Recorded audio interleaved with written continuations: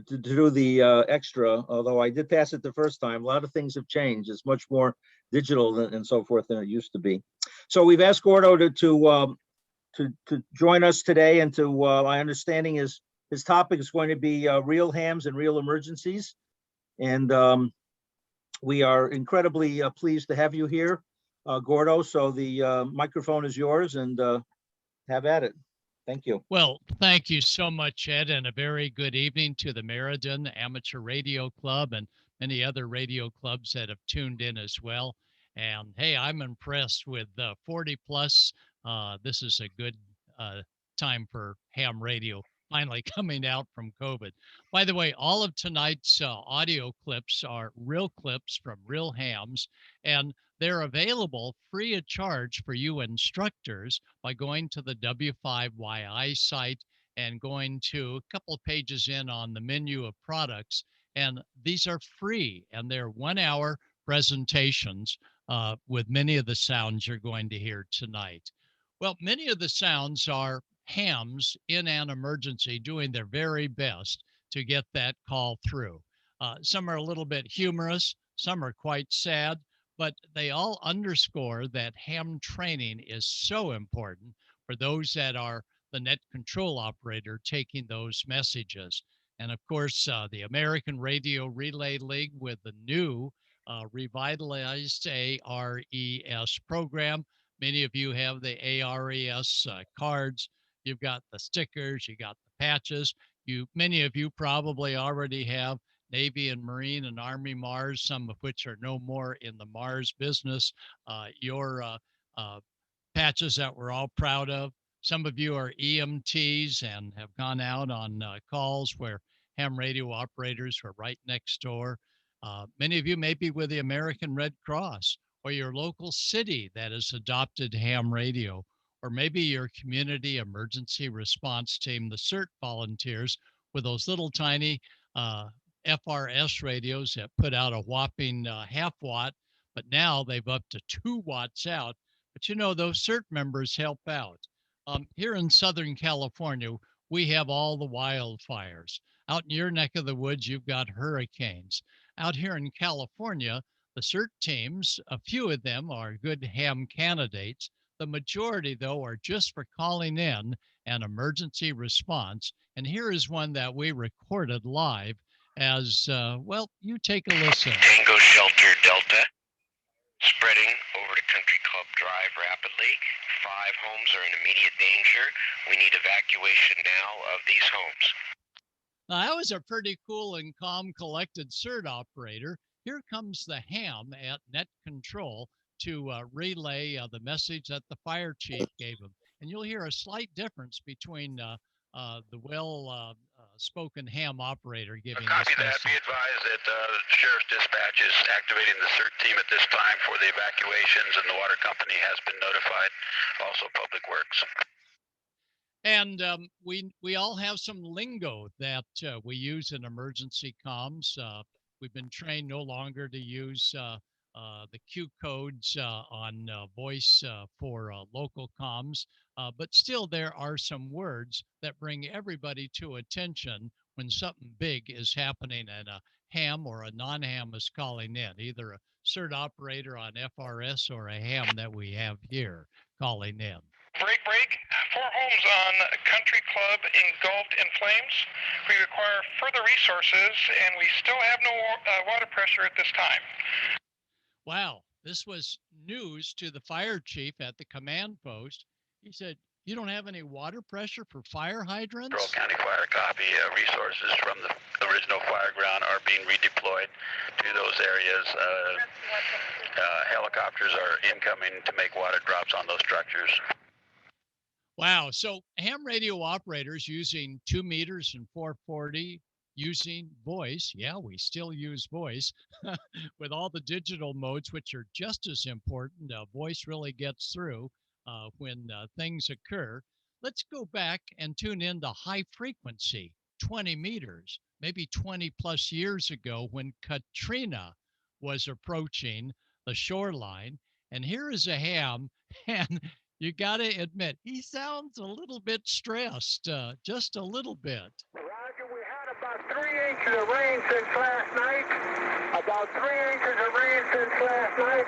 We don't have any electricity. The whole block is out. And the winds, I'm estimating, we're gusting up over 50. Wow. We have broken branches lying around. And I wanted to say, I'm at 29, my position. And he also indicated, of course, that all the power is out to the neighborhood. So for those of you that are gearing up for hopefully not a big hurricane summer and fall, how's your batteries? We have found great success with the lithium iron phosphate batteries for emergency command posts. They're produced out here in Southern California by a company called BioInno. B-I-O-N-O, and BioInno Power. These batteries are good because they keep a nominal charge under a constant, let's say 2 or 3 amp load at about 13.8, whereas a gelled battery would probably be under a constant volt about 13.2. And having good sources of power is real important, as when the hurricane really began to come shore and hit the Slidell area, and hams were pre-positioned at the Slidell Weather Service. Listen to what happened to the Slidell Weather Service when the wind blew their roof off, but hams were right there. Okay, I'm getting a report from Alpha Delta 5, Delta Papa, that the National Weather Service in Slidell has lost all HF radio operations. Over. So you may say, HF. Yeah, I've got HF, ham HF, but many of you may be members of MARS, or as I am, the United States Coast Guard Auxiliary or Civil Air Patrol. Many of you have modified ham radios for those services, or you have NTIA compliant single sideband radios. So the hams were able to immediately find out what frequency they needed to stay in touch on. It was down about 3 megahertz, not the ham band 3, but NTIA channels, and had the National Weather Service back in touch with Slidell. But around the area, it was getting worse and worse as the evening dragged on. He's losing trees coming down at this time. Over. And that was on 75 meters. We were able to hear it weekly out here in Southern California in the dead of night. 40 meters came in a little bit better. And then we didn't hear anything. And we were tuned in to all of the frequencies that we were told that New Orleans and Slidell and other areas along the coast would be monitoring. And we did get some reports from Mississippi and Louisiana, but nothing from New Orleans. So the reports came, well, we haven't heard anything from New Orleans, so they must be okay that next morning.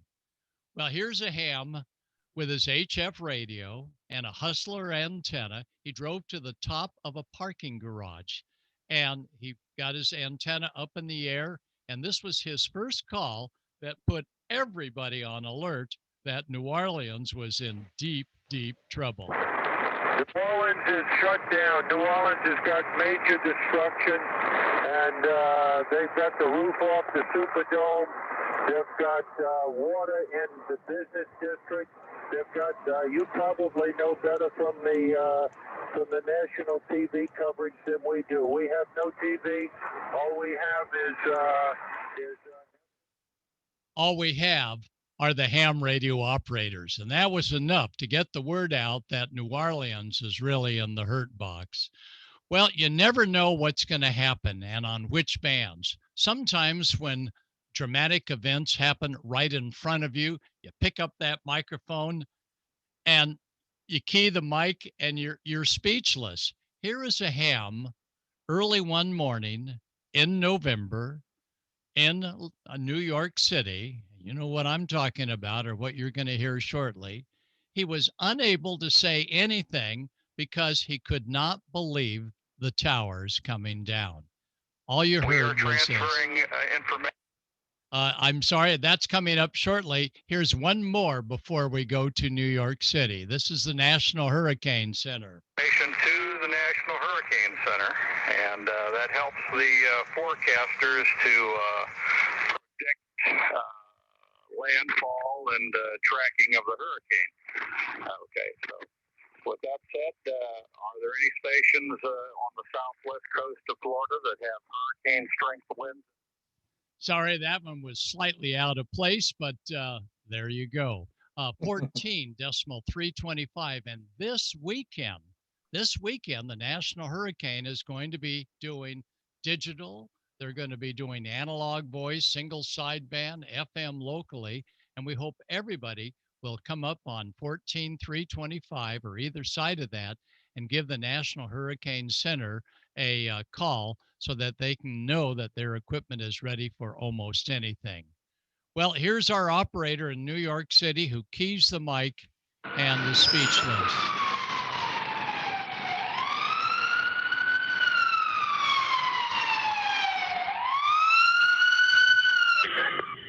The World Trade Center, tower number 1 is on fire. The whole outside of the building was just a huge explosion. We have a number of floors on fire. It looked like the plane was aiming towards the building. Transmitter third alarm. We'll have the staging area at Vesey and West Street. Have the third alarm assignment go into that area. Second alarm assignment report to the building, okay? All right. Wow. Well, the American Red Cross right across the river had hams that were there for some training that morning, and they swung into immediate action on the 2-meter band, and they ended up simplex when the buildings came down, taking down a ton of amateur radio and public safety repeaters. So that's something to think about. Let's not forget our simplex capabilities if something so big should occur that repeaters come down. Well, beside those type of events, we have earthquakes, but I thought I would share with you a ham looking at the National Monument in Washington, D.C., describing the earthquake that occurred there several years ago. And he was pretty calm. Horizontal motion lasted approximately 10 to 15 seconds. Very light. Over. Well, I would hope that all earthquakes would be light for those of you on the East Coast, because out here on the West Coast, we get major earthquakes. And every time we have an earthquake here on the West Coast, we go to a specific 2-meter frequency that a lot of motorists are on as they're going to work. And it's a repeater frequency that we ask everybody during traffic time, only report accidents, no ratchet jawing on the air. Keep it open for a report like this right after a freeway that a motorist is describing. And here comes that motorist now. 6 MVD for a damage report on a freeway. MVD, go ahead with the damage report on freeway. Ladies, Meriden ladies, you always have a great voice that gets through. And many times you have a calming voice. So those of us that are just watching the whole world going to you-know-where keeps us calm as well. So ladies, keep up the great work when you're rolling the net control. Here's his report. Roger, 4 miles north of Devonshire on the 405. There's quite a bit of buckling in 2 different places and a lot of concrete up, so you got to go through there real slow. Well, that was one report that came in, and I record all of them on a reel-to-reel recorder. And anytime there's activity, I get a whole bunch of radios going, and the 8-track is recording 8 different channels. This one really caught me by surprise about 10 minutes after that first earthquake report. The earthquake was in Northridge, which is about 100 miles north, and no one really thought that the Los Angeles area would really suffer any damage until this mobile unit, a different mobile unit, comes on with this brief report. We'll play his report, a short one, twice, see if you can get it on the first shot. Freeway 10, and what section? That will be eastbound and westbound near Washington. bridges are down. The what? Eastbound and westbound on Washington. And the good ham always has a writing utensil, as that lady did, to write down. And what did he say happened again? That will be eastbound and westbound near Washington. The bridges are down. The freeway bridges collapsed on the major freeway artery in Los Angeles. Wow. Ham radio was the first on the scene. He said he really had to clamp on the brakes to keep from hitting all the rubble and all of the vehicles that spilled off of that Washington Street bridge that completely collapsed. So again, here's ham radio in an emergency. We know what frequencies to go to. And I'm sure back on the East Coast in New England, where you're located, you have those repeaters that during traffic time are ready for any major report. Well, earthquakes travel slower than light waves, 300 million meters per second for radio waves and light waves.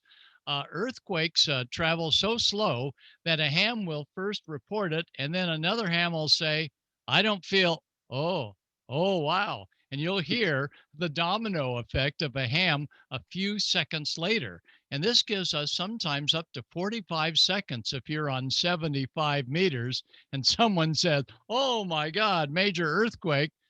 You've now got about a half a minute to get your shack all set for what you're going to feel as a slower moving seismic activity. They said that the quake was felt first in Westchester, then it was felt a few seconds later in a few seconds later. So they didn't have much warning. Thousand Oaks, a report on from 80 meters, WD60XM. And many times after someone gives a report, another ham will tail in, and this is okay unless they're really handling life and death traffic. They're just reporting damage reports. Here's a ham. WD60 of El Segundo. You know what I mean? Okay, the El Segundo station. Oh, it's perfectly okay that a net control operator can call a ham by where he says he's located. If you didn't get his call sign, actually you have 9 minutes and 59 seconds before you have to give your call sign. So he simply said the station in that particular area, go ahead. WD60 of El Segundo located next to Westchester. 2 sharp jolts felt east to west, over. Wow. Well, that was not In a Long bad. Beach, it lasted several seconds. We had a couple things fall down, and the bird went crazy. The bird went crazy. Well, you know, in handling emergency communications, we don't need that. But you know, maybe we do need that. And the good net controller just overlooks something superfluous like that the bird went crazy. We all wonder, did the dog or cat alert ahead of time before the earthquake hit? And here's our final report. Well, this is the strongest one I've felt here for years. Sort of an east-west, but some vertical motion. And there was 2 peaks, a little bit at first, then a big peak, and then it almost died down, then it hit us harder for the second time. And of course, after every major earthquake, there are aftershocks. And many times the aftershocks, especially out here on the West Coast, are not quite as strong as the main earthquake itself. Well, a few years ago, there was an earthquake in Japan, and you all know about that one, an 8.3. It absolutely demolished their nuclear reactors that spilled into the ocean. And hams were in Japan on the air. And we knew that we had hours before we would feel the effects, not the earth, but the upset ocean waves called a tsunami.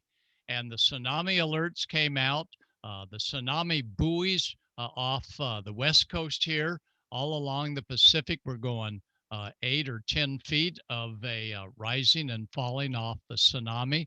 Tsunamis travel out about the speed of an aircraft at 400-500 miles an hour. And we had enough time to contact ARES and RACES and many of our served agencies, and they all said, we've got it. Yeah, we don't need you hams. We got it. It's handled. Stand down. And that's what happens, and that's what's still happening in those major metropolitan areas that have 700 and 800 megs, trunks, scrambled, digital. They've got anything and everything, and probably the last thing they need is a report from a ham operator.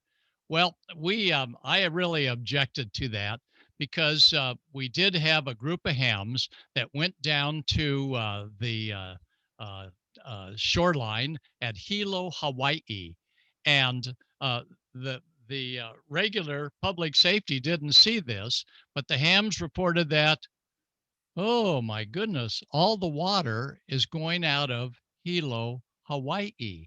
And all the tourists are, of course, going down there going, yeah, well, let's go out here and take a closer look. No, in about 3 minutes, you're going to have the incoming tsunami, big time. Yep, it happened. An update from the Big Island of Hawaii. It's been reported that the water is receding in Hilo too, on the breakwater, as well as at a couple of the beaches. So I just passed the information along. I'm on the southern end, and that's the report from Hilo, Hawaii. That's the net K6RC. Now that was on 14.300. 14.300 is the Intercontinental Maritime Mobile Net, and there are great operators. And we really didn't have a frequency for a tsunami report, but nonetheless, it got the attention of folks over here on the West Coast. And when the water hit here, the tsunami, it's not a wave, it's like high tide on steroids. It swamped a lot of boats in some of our local harbors, and I'm very happy to say that, well, we didn't lose any lives on it. Hams, I'm happy to say, we're on the air with reports that no other agency could have covered as well as what we as volunteers have, and that is the numbers to make it happen. And yep, there's politics where some of the public safety agencies says we're not mobilizing you because you're just volunteers. Yet across the Midwest, volunteers are number one in their book. So it all depends who we're working with and how they perceive the ops of hams. In fact, in the next to last issue of the ARRL letter, an excellent piece on how you can serve your served agency in the Emergency Operations Center. And it's not yakking on the radio. Sometimes it's helping folks get their computers up and running. Sometimes it's helping make coffee for the incident commander. It's sweeping the floor.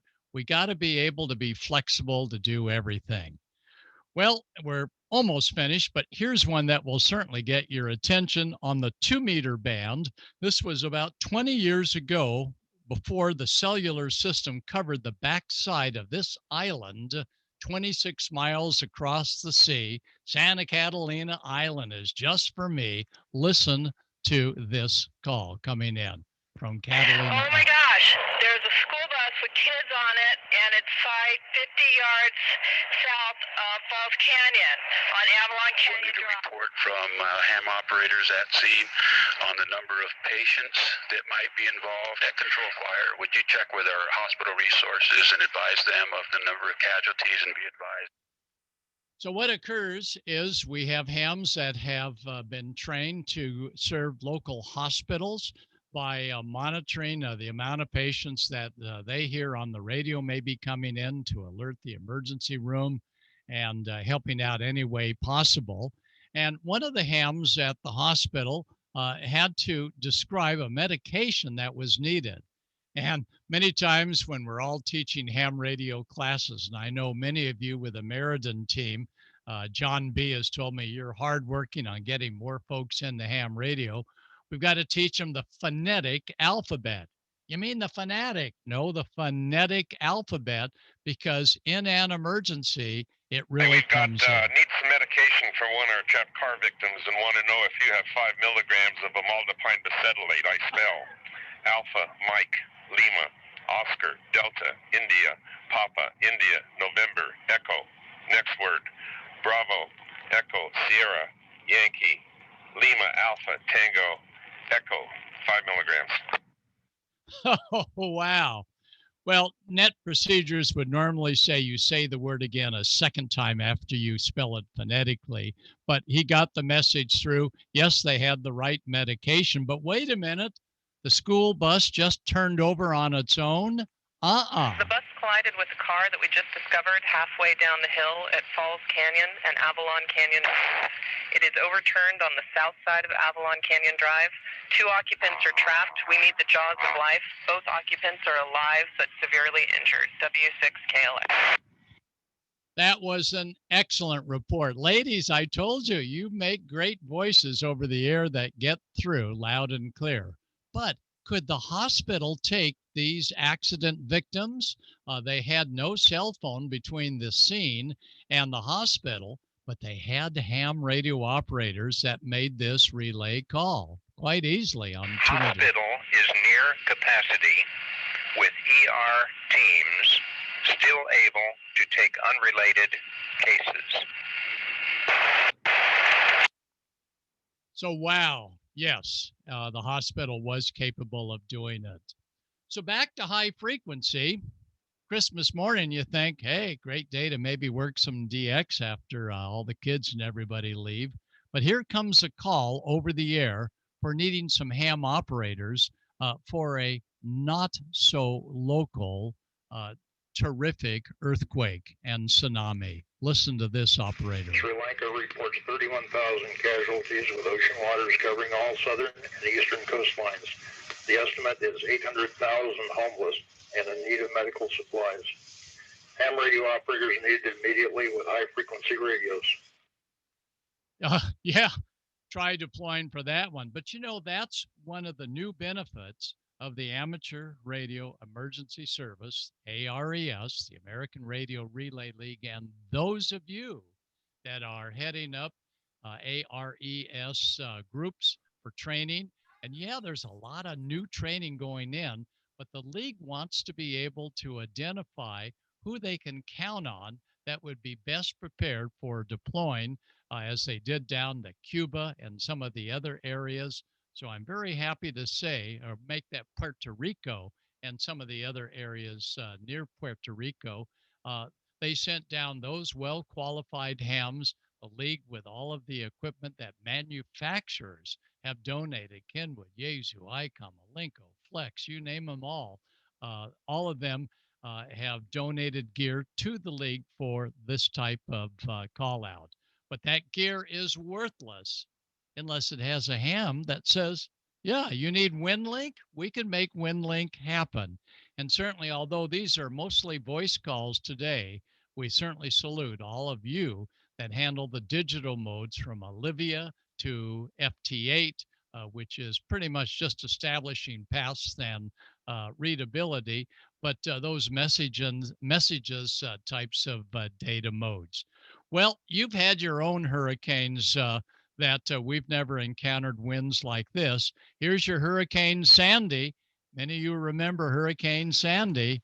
The hurricane will reach the coast early on Thursday. Maximum sustained winds are near 135 miles per hour with higher gusts. Some fluctuation in intensity. 135 miles per hour? Well, I don't know if my tower is going to be able to handle that, but it's not just the winds. It's along the Manhattan lower areas. I was there a few days later to see what I could do to help out with Carol Perry on Staten Island. And we watched the water pouring into and then ultimately getting evacuated from the subway down there at Battery Park. So that's always a huge Your part. storm surge is greater than 6 feet and hard to measure. QSL? So the storm surge, yeah, that's a big deal. Well, we've all got our little handheld radios. Maybe you've got the Kenwood D72 or D74. Radios for the next few months are going to be hard to buy new because of this huge chip shortage because of the factory in Japan that burned down. So you probably have heard the D74 Kenwood is discontinued. Oh no, they're going to bring it back. along with the HF radios and so on, as soon as they can get the chips that affect everything from ham radios to Ford vehicles, always something. But nonetheless, the United States Coast Guard had a problem with during Katrina that folks were indicating that they're in the nursing home at 3rd and Elm. Well, there's no more signs that say 3rd and Elm, and they weren't familiar with nursing homes. So what they needed was coordinates, latitude and longitude. So those that had APRS with their Kenwood or ICOM or Yaesu radios and many of the other digital radios, APRS became very important because listen to what the APRS reports when they contacted the United States Coast Guard sounded like, and they were right on. The Coast Guard was sending somebody in there as soon as they could expedite that. Roger? And, well, how many people? I mean, a few or a bunch? I want the net to know that the 21 people at Fair Street has been received by the Coast Guard, and they are acting on it. No calls on that one. That is done, Dave. So FEMA was involved, and those hams that have been working closely with ARES have a FEMA connection indeed, and they had a FEMA van with Anybody hams. in New Orleans can report or get some action for these people stuck on the roof. So that was the request from Net Control. So FEMA gets involved. Anybody in New Orleans can help these people. Is there anybody I can relay? I heard somebody coming out. Anybody. Golf Yankee 960. Was that you? The FEMA van come now over? Later on that afternoon, as the storm was clearing New Orleans, and there's only 2 more of these reports to go, that same ham comes back on the air from the top of the parking garage, and he said, here's what we need, and we need it desperately. Tell the crews that come, if they're coming to work on the towers, that they will need generators and fuel for the generators, and basically they're in essence hitting the beach with no facilities to support them. No facilities support them. Recommend they bring all of their own food and all of their own creature comforts. QSL? And of course, creature comforts would come everything from food to your roll or 2 or 3 of toilet paper to you name it. And they were just saying, if hams are going to come to the area, don't come with just a handheld, but be prepared to really help out in all ways, maybe shoveling or doing things non-radio wise, because we need your help. Any support effort from fire departments, Coast Guard, telephone companies coming down, we deeply appreciate it, and we thank you, and hope we're in your prayers. W2MYA. A good old W2 with that report happened to get caught in New Orleans. Well, these are the audio outtakes, and they're just some of the ones that are available for those of you teaching a class or presenting ham radio to a served agency and saying, here's some of the calls that we can handle. And again, they're absolutely free for download at the w5yi.org site. You have to go to about 2 menus in, left-hand column, about 6 down, it says download audio CDs. Now, Ed, these are not the audio CDs. You had 6 of them for your extra. These are the audio CDs called On the Air that I've recorded. And one technician is for new hams, general are for those that make the upgrade and are thinking of HF. And extra class deals a lot with digital comms that we're getting as a huge portion of our emergency radio capabilities. So Meriden team in New England, I salute all of you for being on the front line, and I'm happy to take any questions. If one would relay the questions, and that I'm just not able to write them down and talk at the same time. Probably a lady running this show would be able to do that, but not old Gordo. and it's great to see all of you. So let me go back to our host, Ed. If you're going to take it, go ahead. All right, well, let me turn it over to Rob, our station activities manager. He's sort of the MC of these events. So Rob, turn it over to you, K1RCT. All right, Ed, thanks. So yeah, I've got a question from Corey, KU1U to you. Are others throughout the U.S. seeing a difficult time getting or maintaining repeaters for MCON? Here in Maine, ham sites are being forced to relocate off of commercial sites and dispatch 911 tower sites.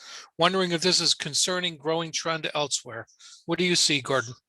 Yeah, that's a huge problem in that our California State Fire Department kicked us out of a lot of their facilities because they said, we could rent something like this for $200 to $500 a month. And the hams objected and they said, here's the door. So it's a growing problem that hams are able to keep their MCOM repeaters up on major building sites or mountain sites. And it all deals with working closely with whomever we are lucky enough to share a site with and showing them that ham radio still has an important function in emergency comms. And we also have the skill to be able to still stay on the air and pass traffic if their particular site gets wiped out by fire, earthquake, or other events. Well, we've been blessed in the Meriden Amateur Radio Club. We have a subgroup called the Wallingford Amateur Radio Group, and we work closely with the emergency director for the town of Wallingford. I'm going to ask Eric if he's still around, KB1JL, for a few words afterwards. I do have another question. So this is from Ed Snyder. How do you develop the acronyms and mnemonics you use in your training tapes and CDs? They are truly amazing at helping hams recall information needed to pass the exams. Well, that's an interesting thing. Those just have come with 40 years of teaching ham radio to Boy Scouts and Girl Scouts and clubs and so on. And it's usually the members that say, a good way to remember this particular subject is the acronym, and they'll give me one. And right now, I'm working up acronyms for public safety assignments, where if we're going to work with a U.S. Coast Guard and the Coast Guard says we need your weather report, they don't want us to first talk about the dew point or the pollen count. They want wind, direction. So the acronym WIT, wind, direction, intensity. No, that's a D for, D is for direction, and H in the word width is for the humidity. That's right, for wildfires. So we just worked them up and was asked, is there like a list of acronyms? Not really that I'm aware of, but if anyone has a good one, it's my call sign at arrl.net. Would love to hear them. But I just sort of develop them and hope that they stick, and I'm always learning new ones. Awesome. So a follow-on question by Ed, are you optimistic about the future of ham radio? That's a great question. The future has really changed. Number one, we're getting out of COVID, and a lot of clubs saying, I don't know if we're going to go back to the public library or back to the school that's been supporting us for in-person meetings because we got to help the church. We're just going to stay right with Zoom. So that's one change. Nothing beats getting together and doing live demos, including ham radio classes. But lately, I've seen some wonderful classes. Saw one this past weekend, a 2-day class, and it was so professionally run by Fred and Anita, you probably know in your area, absolute experts. So that's one thing that's changing, and that is when we can get together in person, are we going to? What will happen to field day? Will there be a ton of people not operating out in the open? So that's one change in the future. And then the next change in the future is many of the larger areas have grown so accustomed to their capabilities with their $3,000 to $5,000 Harris or TYT handheld radios. These public safety officials say, I honestly don't think we really need the ham radio operators. Well, that's where it takes those hams to continue to develop as they have here, the mesh network at 2.4 gigs and 3 and 5 gigs. And we got to lose, and we're going to watch out. We're going to lose those frequencies as well. But we need to somehow figure out a way that we can still be of use, because if an EMP happens and it wipes out the internet, or if we have, as they did 100 years ago in about a week, that major solar eruption 100 years ago where telegraph lines were sparking with thousands of volts on them. If the satellites get wiped out, if GPS goes down, GPS controls everything. And they'll definitely be in the hurt box, those agencies looking for someone that's got old-fashioned technique, such as running messages on horseback. But for hams, we've got the ionosphere, and hopefully nothing major will happen to our ionosphere. If it does, we won't even know about it. So I'm still optimistic, but boy, it sure has changed. And in the major metropolitan areas, we're always confronted with, do we really need the hams? And that's where we really have to work hard and show them that we're more than just folks walking around with an HT and we got our patches on our shoulders and we look official. They want to see us in action that will produce something that they would not have in their arsenal of radio comms. That's perfect. And the follow on a tertiary question was, and I believe you already answered it, about the radio clubs being integral to the growth of amateur radio. I think you've already addressed that 100%. Oh, the radio club, if it weren't for the radio clubs, we would have, we just grew our ranks by 20%. Yet you take those brand new hams and say, is that a PL, an N connector, a TNC, or an SMA? And they go, I don't know. We really need the radio clubs to continue to be the focal point, because those folks coming into those radio clubs are green behind the ears. We've got to get them on the air.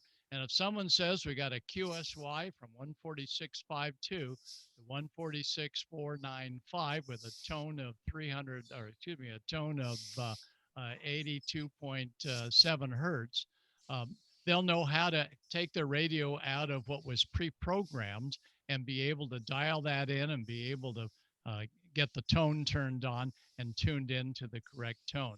That's where the clubs have done a spectacular job and continue to. And then our final one is we're watching a huge change on the airwaves, and that is digital. I have an FT8, runs right here on this computer.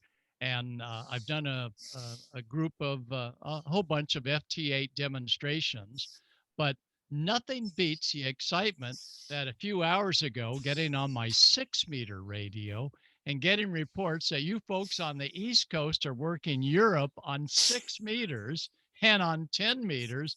Wow, I just love voice, and I hope we don't see the bands dry up because everybody has gone auto and they let their computer do the hamming, and they come back the next morning and say, well, I wonder how my computer did on automatic to work all continents, it's changing, and we want to make sure that we're well-rounded and that we still enjoy being able to talk as we are here.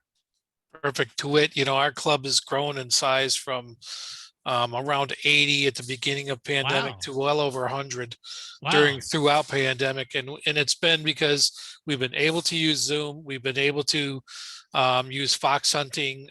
We have a great program for that.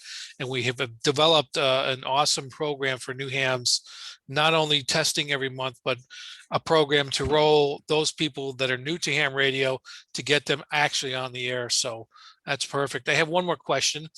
This is from, John, I'm sorry, go ahead. Oh, no, I'm just saying John B has told me all that the Meriden Club is doing, and I just absolutely compliment you all. Okay, sorry to interrupt, Rob. Go ahead. No, not at all. Not at all. John is a cog in the works here. Serves as no better infrared radio station at field day. Okay, so from KC1PEH Bradley, And this is from an 11-year-old. What do you think about youth and ham radio? Bradley, thank you. That's a great question. If it weren't for youth, in another 75 years, there'll probably be no ham radio, or maybe just a whole bunch of us geezers out there. The youth is so important because you bring so many computer skills. We have we make a clothespin CW key. Let me see if I can get it here. And as we know, the way we properly send CW is to grab the key like this and dot it, and so on. The kids go, no, you hold it like this and you use your thumb, because our thumbs are much faster than your old-fashioned way of 2 fingers. So kids, we're always learning from you. And I marvel at those kids that I see these days that are all over their cell phones. Hopefully they can be tied into your club to be the programmers that are going to help do the upload of programs of frequencies to handhelds or mobile radios. So kids are our future, but we need to continue to support all the hard work that Carol Perry with Radio Club of America does in working with adults to really cater to getting more kids into our hobby. So Brad, we need more kids. Absolutely perfect. I don't have any other questions. So let's see, Eric, are you still here, Eric? Yeah, can you hear me okay, Rob?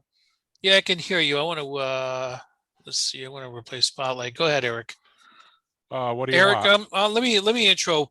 Eric is our emergency communications coordinator. He's also our town liaison, or liaison to the town's emergency operations management. And I just wanted to have Eric maybe outline what we do, how we do it, and about our relationship with the town.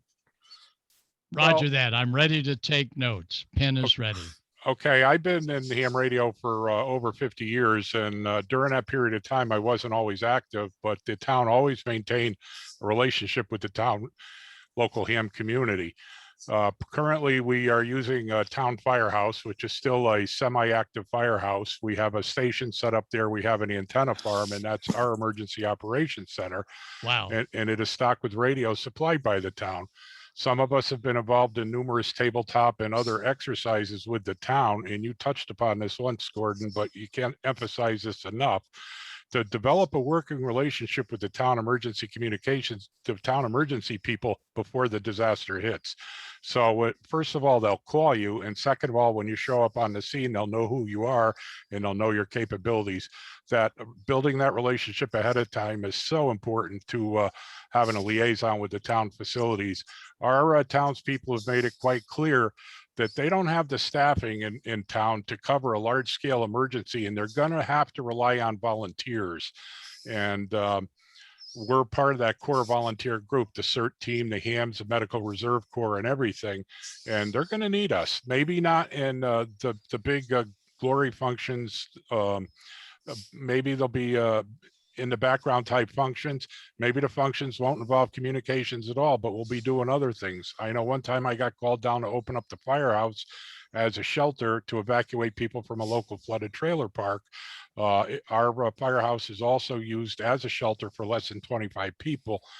We use the high schools if we need to evacuate more than that, larger numbers of people. We have our local club repeater on a water tank on town property up next to Gaylord Hospital. It's a very good site. It's one of the highest spots in town, and we're allowed to be there without having to pay rent. Wow. The mayor got us in there, and we're grateful for that. Wow. And we're not alone. I mean, Douglas and some of you other guys, you know exactly what I'm talking about maintaining that or developing that relationship with your town emergency officials. That is so important, and I'm so glad to hear about that, because in major metropolitan areas, the CERT programs have certainly served well, but seldom is there a real plan to actually use them, just because they've not had that real down on the earth training of working a evacuation center and so on. But we've mobilized our CERT teams here with hams that attach to them to help out with the inoculations, the traffic that is involved with finding places to park to get folks into the inoculation centers. So this is good to hear, and I'm delighted. And I hear this story more from more rural areas than central downtown areas in big municipalities where there's always a lot of bureaucracy and a lot of emergency managers that are changing and mayors that are changing. So keep up the great work, because you really have something that you've earned going for you and depending on you during the next emergency. Yeah, we've really worked very hard at trying to maintain that relationship with the town, and they've been good to us, and we respond when they need us as well. I've got a question from Douglas, WA1FSH. Douglas, go ahead. Good evening, everybody, and good evening, Gordon. I'm a graduate of your instructor class in Boxborough. But besides that, could you tell me, you mentioned Fred and Anita. Could you talk a little bit more about what Fred is doing with the M1FD Club and kids? This past weekend, I was honored to take part in offering a little bit of input to their great class. But what they have done is they've taken the W5YI PowerPoint program, which I'm critical of. It needs a lot more photos and diagrams rather than just memorizing questions and answers, which all of us instructors try and get away from. Fred and Anita presented the most powerful class to several schools simultaneously via Zoom. And they had questions for the students, so well orchestrated, all preceded with home study, where these students got the Gordo book and began studying well ahead of time. And he could tell by when he called on a student to answer a question if they had done any pre-study, and most of them had. So I would say that what Fred and Anita have done is to really take what the W5YI group has provided as a basic question pool in order of a more logical role of technician and then general class and extra class questions, where I've rearranged them in order of logical teaching and learning. And they just had an action-packed show for 2 days, and they had club personnel that took each section. And these are club personnel that knew the timeline. They knew how much they could get into detail without getting into so much detail that they probably were expert in. So it was just a well executed ham radio class that I was happy to be part of on Zoom. So I would suggest, if you get a chance, see if you could look in on their PowerPoint. They've really done a good job, because PowerPoint by itself can just be a snorer. But the way they presented, I was on the edge of the seat, because I knew that if they were talking about filters, they would show a high pass with a capacitor, a low pass with a coil. And this was neat. They showed the schematic, and then they actually, via Zoom, had the actual filter as a photo. So they just did a marvelous job. And he really took command. When Fred started rolling that class, you had to be on your toes, because he might be calling on you next. I just want to point out that one of the concepts that Fred has is that the ticket is just a check, just a box to check off, and then to get them quickly into active amateur radio through Elmering. And that sort of ties in with what the club is doing. But again, that's just the check mark rather than the big deal of getting the license. It's to just get through it and get moving. Absolutely. The license is like 2%. That just gets you into the learning process. And there's no instructor that's going to be able to train personally 100 new hams, but there are 100 hams, part of the Meriden group or other ham radio clubs throughout your area and out here that have eager beaver hams saying, anybody into digital? Right this way, and they'll take all the digital ops and put them on D-Star, DMR, put them on Fusion, and that's their deal. And there'll be another one that's the CW expert, and they'll be pounding brass and they'll be having fun. So you folks are what make real ham radio operators real operators. So if somebody says, what's this guy? Yeah, that's a Finalic PL 259, that's great. That's the kind of ham that we want. Even more, that will actually be able to solder it too. A few more questions, Gordon. This is from Ted, KC1DOY. I think that variations from the international phonetic alphabet can cause problems. Do you agree? Yeah, I do agree on traffic handling. Just for the occasional ham, I'm always Nancy Ocean America. When I'm working the International Space Station, talking actually to astronauts, they key into that word America because they're from right here. But no, I agree. There are some funny ones. Many times I hear folks say Japan, Chile, Argentina, and it confuses folks. Thinking Japan, what's that? And they don't realize that it's J, Juliet, and C, Charlie, and so on as the international phonetic alphabet. And so, yeah, phonetics for casual, I've seen some interesting ones out there. Hopefully they'll be in good taste. Follow on, Ted, anything? Yeah, I appreciate that. My main concern is, of course, when you start varying from it, someone doesn't speak English. The other words you use may not convey the letter you're trying to say, especially if there's a lot of noise or interference in the transmission. And this is why it's an international phonetic alphabet, because everyone's agreed on it. So they know what letter corresponds with what word. So I was just thinking from the point of view of if you get used to not using it, when you need to use it, you may get lost. Absolutely. Well, I appreciate that. And I'll watch my own phonetics as well when I sign off tonight. But you raise a great point. Okay. Not really. Okay. Who we got here? And I have 5 minutes before I need to. I've got 5 minutes before I need to break out to my Coast Guard net. So go ahead. All right. So this is from Rick, KC1OYN. Is CW used for emergency communications? Okay, is CW used for, and I missed the rest. Say again. Okay, yeah, there we go. That's better now. I don't know. I was getting a little feedback there. Is CW used for emergency communications from Rick? Rick, yes. On the maritime mobile nets, we have a couple of operators that are absolutely skilled at 20 and 30 words a minute. And occasionally we'll have CW messages coming in where the operator is not able to clearly be heard.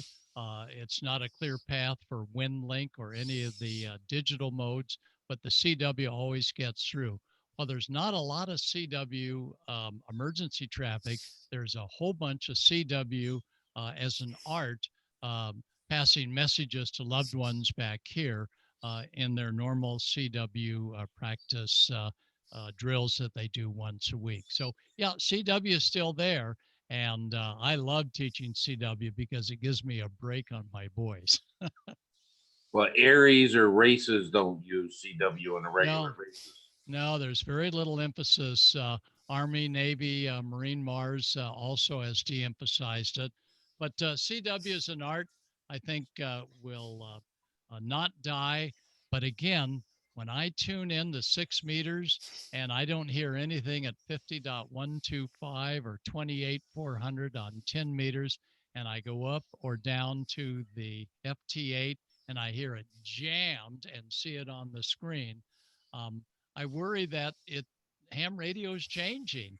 And there are some folks that their delight is looking at the computer and seeing it do all the work with their antennas and so on. Whereas I like the ear and being able to try and hear a station in a pileup, because I know in an emergency, a basic station is probably going to be using voice. Thank you, Gordo. You're wonderful. Thanks, Gordon. I'm going to turn this back. I know you got about a minute left. So this goes back to Ed. Ed, go ahead. All right, Gordon, thank you very much. Having you talk to us is like having Babe Ruth come back and talk about baseball. You're that iconic, and it's been an honor to have you here. And the amazing thing is you sound exactly the same here as you do on your tapes and your CDs, showing that, I mean, that's just who you are. And I think that's been part of the secret to your success, your ability to get people interested. And the hobby owes you a tremendous debt, and we'll do what we can to spread the message.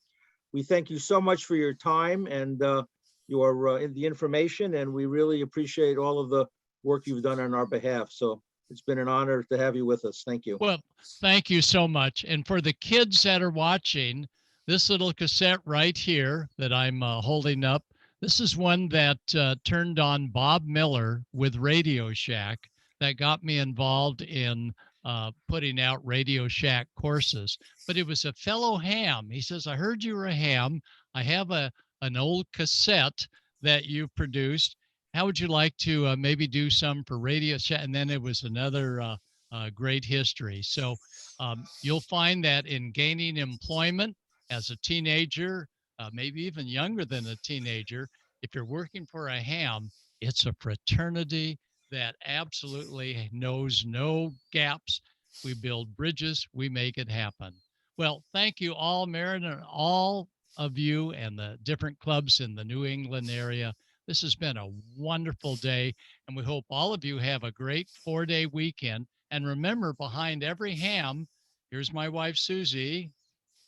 Hola, I'm behind him. Hi, Susie. Behind every ham is our YL and XYL, and ladies, vice versa, the OM. We're all a fraternity. So very 73 from the West House, and I'm now ready to head out to sea and do some Coast Guard communication. So 73 all, it has really been my pleasure to be aboard. Sayonara, Gordon. Thank you. And I'd like to thank everyone who signed in. We had up to 55 people. It's been I hope these are useful. I really want to thank John B., who made the original contacts, both for Bob Heil and for Gordo, who really used his connections to help bring people in we think are going to be of interest to a fair number of people. So with that, are there any additional questions? Let me turn it back to anyone who wants to make any comments. Did you think this was useful? And any suggestions for future speakers, perhaps? Comment, please. Go ahead. Gordo mentioned, and was I guess he's gone, but it was very, very generous of Gordo to comment. It was a very interesting presentation, and I will express my thanks as well as ours. Gordo mentioned early on about the LifePo batteries by BioEnno, and on our TechNet on June, check me on this, June 17th. 17th. We will have an expert coming to talk to us about exactly that subject, about the advantages of the relative advantages of the LifePo batteries, specifically the BioEnno. So everyone is invited for that, and so stay tuned. That's should be another interesting presentation, and again, that's on the odd Thursday in the TechNet, not a regular meeting night, but the TechNet, and that'll maybe get your juices flowing for a POTA and an OTA and a soda and a IOTA. All of those OTAs. Yeah, what we're doing is now that the summer's out, are coming, we're trying to migrate a little bit or intermingle the fox hunts with OTA activities. So next Thursday, the 3rd of June, I believe, we're going to have NZ1J and KC1 NGE, I believe. No, KC1NQE, Sean. NQE, thank you, NQE, are going to talk about on the air activities, setting up a park on the air, a summit on the air, and parking lot on the air, Dunkin' Donuts on the air, whatever reductio ad absurdum you want to go to. Exactly what you need and how it's done. That's going to be Thursday, June 3rd, and that's also going to be on Zoom. And that is, we have different, actually, it's this, is that the TechNet? It's going to be on, we'll send out the Zoom cred for that. It's different. And if anyone's interested in it, they can contact the W1NRG website, or they can contact myself at W1YSM@ARL.net, and we'll send that out. And then 2 weeks later, we're going to have the LiPo battery discussion again to see how that might be integrated into on-air activities. We're doing it early because we want to let people get out, enjoy the warm weather, enjoy the ability to appropriately socially distance while you're outside, and you may not even need to wear masks if you've been vaccinated, etc. We're in a transition from vaccine, pre-vaccine to post-vaccine. Yeah. So one more thing, Ed, I just got to add before we lose more people.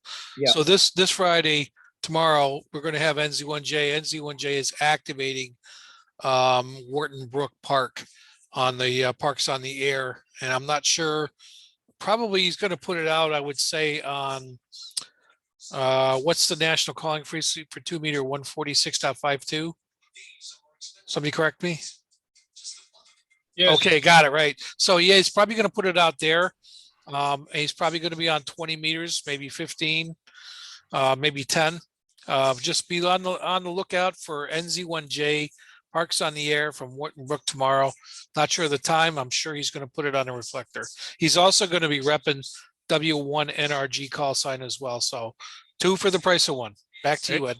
8 to 11, Rob. 8. I didn't know. Yeah, 8 to 11. There we go. Yeah, so we're going to consider, different park-to-park activities. We're going to have some discussions how we can maximize this, because it gets everyone on the air. You can sit around, talk to people, and have a good time. And if you want to have a Go Kit built, you can call N1 GNV, and he can make a Go Kit for you. He did 2 for me, and they worked really well. Anyway, we want to thank everyone for attending. This has been our honor and privilege to support these speakers and to provide activities for amateur radio operators. We thank those from other clubs, from other towns who signed on here. We really appreciate it. And if you have another speaker you'd like to recommend, please give us a shout. And we wish you all a healthy and a safe rest of the week, and very 73s. And this is W1NRG, and this is W1YSM signing off. This Zoom is now almost closed. Well, you had 56 unique tonight, Ed. Good. It's getting there. 56 unique. Okay. Thank you all. All right. Thanks for attending, people. We'll see you soon. Read Hey, your Ed. chat. Hey, very Read your good. chat, Ed. Someone's looking for your email. Hey, Ed, what's your email Thank you very address? much. W1YSM@ARRL.net. W1 YSM? Phonetics. Yale Right. School of Medicine. Yale School of Music. Whiskey 1 Sierra Yankee Mike. Sugar, Mexico. Yankee Sugar Mike. Yeah. And you'll send out the notice when these things occur? Yes, I will do Thank that. you. Appreciate that. My pleasure. Thank you, All everybody. right. See you later. Take care, Brian. That I thought that went pretty well, actually. This is the biggest attendance we've had. Yeah, yeah, it was right up there. Did you Well, notice he had a Heil mic? Oh, yeah. I did. I Saw I saw that. I was looking, what's his mic? Yeah, there it is. By the way, Rob, the reason I wrote that about Morse the cat, he says that on his tape when he talks about. He says his wife always says it's not Morris the cat, it's Morse. So I wanted to see his reaction to that. That's why I wrote that. I figured, but he was running out Yeah, of time. He yeah, had to go to absolutely. that Coast Guard nut. Sure, absolutely. He's amazing. He sounds exactly the same as he does. That's his personality. He's very engaging. Absolutely, and very genuine. And So there was I was listening to, well, this is a while back, but I was listening to a high frequency relay from a sailboat that was in the Pacific Ocean just off of Baja that was being engaged by pirates, and they were relaying to a radio amateur in California to the Coast Guard. They were HF from the boat to the amateur operator in California, and from the California station to Coast Guard was by a VHF, the Coast Guard frequency, I guess, whatever the emergency frequency is. So it was all recorded by the guy that was doing the relaying. It was quite an interesting thing, and it's available on YouTube if you guys ever want to look it up. Interesting. Yeah, it was pretty, actually it was pretty cool. they were pirates trying to take over their boat. Yeah, they were being approached by these people, and they didn't know who they were. They were brandishing guns.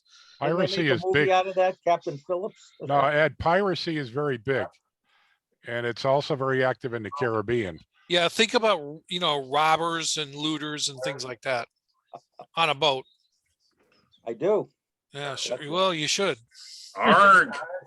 How would we find it, Rob? How do we get to that link? Just look up ham radio on YouTube. Ham radio. Oh, geez, how did I find that thing? Pirates. Piracy. Yeah, just look up piracy and ham radio on YouTube. You probably find it right up. Or it's look up ARG. Maybe they have it. No, there. don't look up ARG, Ed. That's a rumor. Oh, you go on DMR and you use the parrot channel. There you go. Yeah, I didn't want to put you on the spot, Eric, but I wanted to put you on the spot. Oh, that's all right. I thought you would promote the Elmer net when he was talking about the importance of following up with your license, but would have been a good opportunity. I agree. He was just running out of time. Yeah. Wish we'd get more questions on the Elmer net. Yeah, it's been kind of quiet. Well, it's becoming a rag chew, pretty much. Yeah. Yeah, we Which get is some new nothing people. wrong with that. We Nothing usually wrong with get one or two new people to ask questions. Yeah, And if it's onesie twosie, that's fine. That's what it's there for. You got to squeeze the new people for questions. It's like mic fright. They're afraid to ask the questions. If they're They getting familiar, become rapidly engaged though once you get them to start. you're absolutely right, Bart. Yeah, and even if they're not asking a question, they're talking, and they get used to it, talking to people they don't know. So that helps as well. Actually, Well, what we want them sometimes you to have do, to corner we want them to transition from Elmer Shack to HF or VHF or UHF for that matter. Sometimes you have to corner them, and even though they say they don't have a question, keep asking, and they always have something they want to know.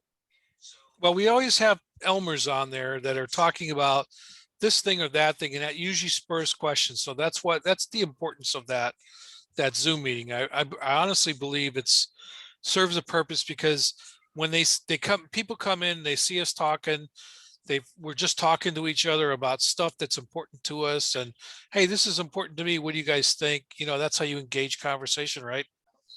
Yeah, but just hearing a bunch of hams talk about ham radio is a learning experience in itself. I listen to people all the time on the air, and I learn all sorts of stuff all the time.